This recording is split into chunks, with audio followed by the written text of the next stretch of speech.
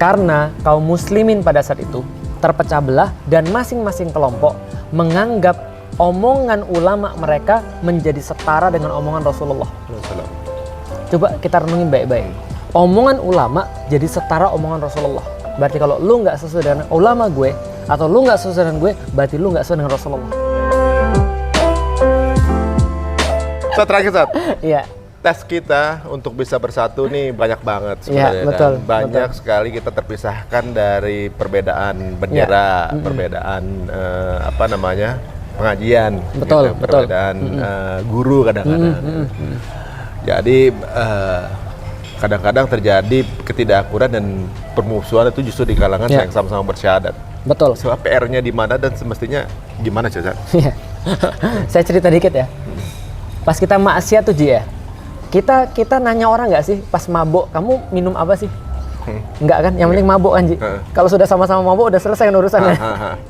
Pas kita lagi contoh misalnya, pas kita lagi nyimeng misalnya, kita tanya nggak sih Ji, resepnya apa kan, nggak kan, pelintirnya kayak apa kan, nggak nanya kan. Ujungnya udah sama-sama mabuk. Nah, yang penting mabuk bareng, yang penting maksiat bareng. Tapi begitu kemudian mereka hijrah, mereka nanya kamu ngaji di mana? Mereka nanya kamu pakai manhaj apa, tapi mereka nggak sadar lagi kita mau sama-sama baik. Nah itulah yang kemudian kalau ada satu quotes keren banget, Dr. Majid Kilani itu dalam bukunya, dalam bahasa Indonesia bukunya gini, bahasa Indonesia saya lupa tapi bahasa Arabnya begini, bagaimana generasi Salahuddin itu bisa muncul dan bagaimana Al-Quds dikembalikan. Hakadza dhahara jilu Salahuddin wa hakadza adatil Quds. Itu judul bahasa Arabnya. Bahasa Indonesianya saya lupa bahasa Indonesia karena diganti judulnya. Tapi dia katakan begini. Ternyata Ji, sebelum perang salib itu terjadi, itu kaum muslimin berada dalam kondisi yang paling kuat sepanjang masa waktu itu. Tahun 1000-an tuh kondisi kaum muslimin sangat kuat banget. Ingat nggak pas saya ajak antum ke Turki, saya jelasin tentang perang Manzikat. Yang orang-orang Saljuk itu dia cuma modal 100.000 orang bisa ngalahin 200.000 orang. Ya. Dan menawan Kaisar Konstantinopel. Ya. Itu kondisi paling kuat Ji, kaum muslimin Ji. Tapi Dr. Majid itu bilang, tahun 1071 kaum muslimin menang perang besar, 1095 kalah perang besar. Kenapa bisa begitu? Karena mereka berpecah belah. Dan ada kondisi waktu itu di zaman dulu. Dan menariknya setelah kemudian dilihat kenapa mereka berpecah belah, kesimpulannya dikasih dalam satu quotes yang keren banget. Quotesnya begini, karena kaum muslimin pada saat itu terpecah belah dan masing-masing kelompok menganggap omongan ulama mereka menjadi setara dengan omongan Rasulullah. Coba kita renungin baik-baik. Omongan ulama jadi setara omongan Rasulullah. Berarti kalau lu nggak sesuai dengan ulama gue atau lu nggak sesuai dengan gue, berarti lu nggak sesuai dengan Rasulullah. Sama nggak Ji? Kalau sudah nggak sesuai dengan Rasulullah Ji, kita beda agama Ji. Iya, paham nggak sih? Ini omongan madhab, tapi dijadiin omongan agama Ji. Nah, kita pengen kasih tau orang nggak suka dengan saya, bukan berarti nggak suka dengan Islam. Saya menganggap orang nggak suka sama saya, nggak suka dengan Islam karena saya menganggap bahwa saya itu perwujudan Islam. Bro, saya bukan perwujudan Islam, kamu juga bukan. Karena kamu bukan perwujudan Islam, berarti kalau saya nggak sependapat sama kamu, bukan berarti saya nggak sependapat dengan Islam. Saya sependapat dengan Islam, cuma saya nggak sependapat dengan kamu aja. Iya. Sama kayak ada orang nggak sependapat dengan saya. Saya tuh nggak suka dengan teorinya Felix, nggak apa-apa. Tapi lu kan setuju dengan Islam kan? Iya, lu saudara gue. Begitu sependapat bukan berarti kita benci. Benar. Dan nggak sependapat ketika dia kemudian mengatakan sebuah pendapat dan saya nggak suka dengan pendapat dia, bukan berarti saya nggak suka dengan Islam. Jadi berhentilah merasa diri kita perwujudan Islam. Itu dia ya. Berhentilah menganggap perkataan ulama itu setara dengan kata-kata Rasulullah. Bagaimanapun ulama tetap ulama, Rasulullah sama. Ulama hanya mengartikan bagaimana cara jalan terbaik menuju Rasulullah. Masya Allah. Ya sebenarnya para ulama guru-guru kita zaman dulu tuh nggak berpecah belah saking solidnya sampai akhirnya ya mungkin penjajah dulu mengcopy resep dulu ya. Benar. Bagaimana caranya supaya Islam nggak bisa dikalahkan dalam pertempuran karena yang jihad itu ngerasa bahwa mencintai kematian seperti halnya musuh mencintai kehidupan. Dan mau nggak mau dipecah-pecah kan? Betul. Dan kita harus garis bawahi mereka bersatu, tapi mereka tidak pernah berada dalam satu pendapat. walaupun nggak sepakat tapi bersatu. Itu dia. Nah, pertanyaannya kok bisa Imam Syafi'i bisa kemudian diambil ilmunya oleh Imam Ahmad bin Hambal, pada Imam Ahmad bin Hambal berbeda pendekatan akidahnya dengan Imam Syafi'i. Ayo. Berarti ini kan mereka udah selesai nih. Mereka udah selesai. Mereka bilang, "Oke, we are agree to disagree." Nah itu. Kita sepakat untuk tidak sepakat dalam urusan ini. Tapi kita sama-sama muslim kan? Oke, nggak ada masalah. Di bawahnya sok-sok tahu. Yang sudah diselesaikan oleh imam-imam besar mereka. Gitu kan? Kalau emang konflik ini perlu ada, tentunya juga zaman dulu udah mereka udah nyelesain. Benar.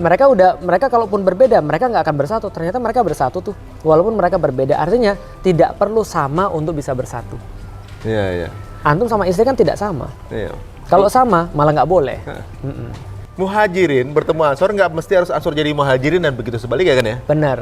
Cuma Maka yang diperlukan adalah bahwa siapapun ulama kita, Rasul kita tetap satu. Makanya kata Rasulullah, cukuplah dari Rasulullah. Jibril nanya pada Rasulullah, apa itu Islam? Rasul menjawab, yang nanya lebih tahu. Jibril jelasin, Islam itu adalah 5. Kalau 5 ini ada pada orang, amalnya ini ada pada 5, dia orang muslim. Bahwa kalau dia sudah syahadat, dia sholat, dia kemudian puasa, dia zakat, dia haji, maka saksikan mereka muslim. Ditanya lagi, kalau gitu apa itu iman Muhammad? Rasulullah menjawab, yang nanya lebih tahu. Maka dijelasin lagi, iman adalah keyakinan yang 6. Kalau tadi kan yang kelihatan mata tuh, sholat kelihatan mata, ini kelihatan mata. Ini keyakinan. Selama keyakinan dia masih 6, dia iman. Itu aja jadi patokan, gak usah yang lain. Mas percaya dengan Rasulullah? Ya. Allah? Ya tentu saja. Malaikat? Ya pastilah. Kitab-kitab suci? Maksudnya Al-Quran, Zabur, Taurat? Ya percayalah. Hari kiamat? Ya percaya dong. Qada wal qadar? Percaya. Lu muslim. Lu iman, mukmin, gue juga. Berarti nggak ada yang memisahkan. Tapi kalau sekarang perkataan ulama dijadikan setara dengan Rasulullah, ulamanya bilang, kalau bukan pendekatan begini, itu bukan manhaj saya. Terus dia nanya sama orang, mohon maaf, di sini ada ini nggak ya, masjid yang anu labelnya? Loh kok harus masjid yang anu labelnya? Iya karena kalau kata guru saya kalau masjid ini nggak labelnya gini, dia tidak sah untuk sholat. Loh kok bisa gitu? Karena ada pertanyaan gitu, Ji. Nggak apa, agak belak-belakan dikit, Ji. Tiba-tiba ada orang baru belajar Islam, datang ke rumah teman saya, dia nanya, mohon maaf, hari Jumat, mohon maaf Mas, di sini ada masjid sunnah nggak ya? Emang kenapa? Karena dia mau Jumatan di masjid sunnah. Ini kan pemahaman berbahaya. Apakah kalau gitu masjid yang lain yang tidak diisi oleh ustadz sunnah bukan masjid sunnah? Dan wajib. label masjid sunnah itu dari mana? Nah ini berbahaya karena mengangkat perkataan ulama menjadi perkataan Rasulullah. Padahal Rasulullah tidak mewajibkan ada yang seperti itu. Gitu. Setiap masjid yang kemudian kalau dia dihuni oleh orang beriman, dididikan atas dasar takwa, disitulah masjid kita. Masya Allah ya. Jadi mudah-mudahan ya teman-teman semua, ya Rasulullah, Allah juga mungkin cuma mewajibkan kita bersyahadat menjadi muslim. Tidak ada persyaratan lain gitu ya? Ini contoh yang nyata. Ustadz Umar Mita itu berpendapat musik itu haram. Saya enggak. Suatu waktu ketika saya main ke tempat beliau, kita lagi mau sholat. Ustadz Umar Mita bilang, naik mobil antum ya? Iya. Di mobil saya ada musiknya. Tapi karena saya tahu beliau lagi numpang mobil saya matiin musiknya. Tapi masih ada gambarnya. Terus dia lihat, oh pantas ya. Kalau gitu ya, misalnya antum dikatakan radikal. Artinya dia menerima saya, dalam arti dia menerima pendapat saya walaupun dia bilang ini pendapat lemah bagi dia. Bagi saya ini pendapat yang saya ambil dan saya menghormati Ustadz Umar Mita. Suatu waktu kita harus ngupload satu video yang dibuat oleh Ustadz Hanan. Ustadz Hanan buat video itu ada musiknya. Saya upload ada musiknya, Ustadz Hanan upload ada musiknya, Ustadz Umar Mita dimatiin musiknya. Tapi dia tetap upload video yang sama. Dan kita nggak ada masalah sama sekali. Itu mirip saya sama Wisnu ya? Ada teman kita, ada video, ada versi nggak ada musik kan? Atau minimal akapela? Ya nggak apa-apa, nggak ada masalah. Artinya kita nggak ada masalah sama sekali. Nggak ada masalah sama sekali. Karena kenapa? Kita mengambil itu sama-sama pendapat Islami. Karena memang ada pendapat bahwa musik itu adalah bukan sesuatu yang baik dan kita terima. Saya secara pribadi, saya punya anak penghafal Quran. Dia pesantren tahfiz. Ketika saya jemput dia, itu mobil saya nggak ada musik sama sekali. Kenapa? Karena saya khawatir ada kemungkinan ketika dia diputar musik itu mengganggu hafalannya dia. Kalau gitu kenapa Ustadz masih dengerin musik? Ya kan tadi sudah saya jawab. Karena bagi saya mengambil pendapat yang tidak haram. mengenai kemudian ada yang mengambil pendapat itu adalah haram, itu kita tetap maklumi dan kita tetap nggak ada masalah sama sekali. Bukan, itu masih perkara furu ya? Masih perkara-perkara perbedaan ikhtilaf yang diperbolehkan, nggak ada masalah. Kecuali kalau misalnya Mas Ari, Tuhan ada berapa? Kayaknya 2 atau 3 lah kira-kira gitu. Nah itu baru nggak boleh. Oh ya. Jadi sama anak sendiri beda mazhab dong? Bukan. Kalau dia tetap meyakini seperti itu. Cuman saya nggak mau ganggu hafalannya dia. Sama kayak gini lah. Kalau misalnya ada orang lagi ujian, kita nggak ngajak dia nonton TV dulu. Bukan berarti TV-nya yang haram bagi saya. Tapi untuk dia sekarang, saya nggak mau untuk dia dengar yang lain selain Al-Quran. Karena itu saya menyadari juga bahwa musik bisa jadi sebuah distraction. Karena itulah tapi pendapat yang mengharamkan musik itu kan bukan karena musik hanya sebuah distraction, tapi kan karena keharaman alat musik dan segala macamnya. Kita terima sebagai pendapat Islami. Dan Ustadz Umar Mita pun tahu itu adalah pendapat yang Islami. Ada ustadz-ustadz yang tidak merayakan maulid, kita maulidan, tapi kita tidak ada masalah. Paling kita cuma guyon aja, yuk kita ajak ustadz itu untuk pergi maulidan yuk. Gitu kan, kita saya guyon-guyon saya juga dengan teman. Nggak ada masalah. Dan itu ibaratnya justru itu indahnya perbedaan yang simple, tapi betul. bisa jadikan guyon, bukan jadiin. Dia kadang-kadang memang sesama guru tuh manis-manis aja, tapi kadang-kadang komentersnya yang berat. Itu dia, karena tadi perbedaan di antara orang berilmu itu adalah rahmat. Tapi kalau perbedaan di antara orang nggak berilmu itu jadi ribut, bukan rahmat. Oh iya, karena dia nggak berilmu. Nggak berilmu ketemu nggak berilmu. Iya. Atau kadang-kadang yang komen dengan yang jawab orang yang sama. Nah. Sama-sama nyari masalah.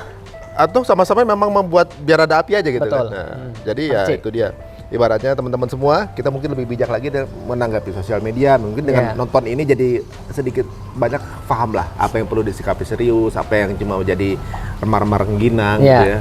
Tadi juga dijelasin sama Ustadz juga gitu. Kayak zamannya kalau kita ingat kejadian di New Zealand itu kan, ketika ditembak kan kita tanya, kamu NU sama dia? Betul. Salafi? Tapi tembak semua. Udah di masjid, tembak semua. Iya, karena bagi dia sama.